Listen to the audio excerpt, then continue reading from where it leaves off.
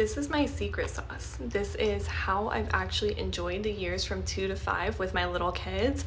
Had them listen, less meltdowns, less yelling, more enjoying our days. The trick that I have learned with my 3 kids under 5 and that I teach all of my clients is more freedom and stricter boundaries. So let me explain exactly what that means. So when my first was about 2.5, and she started doing all of those toddlery things, right? Like running, throwing stuff on the floor, not listening, like touching things she should. I was really frustrated because I felt like I was giving her boundaries, but she wasn't listening.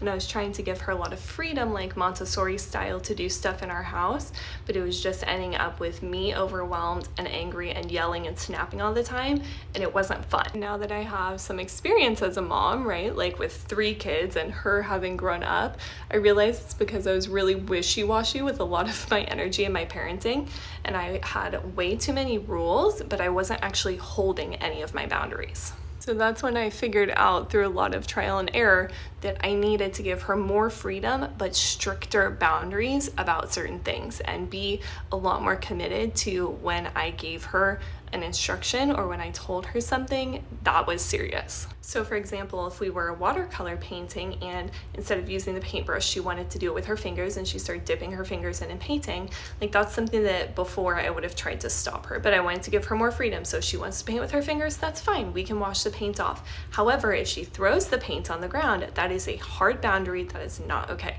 So I would give her one warning. We keep the paint on the table. If she did it a second time, I would calmly pick everything up and say, seems like you're having a hard time. We're going to put this away for a day and we'll try again tomorrow.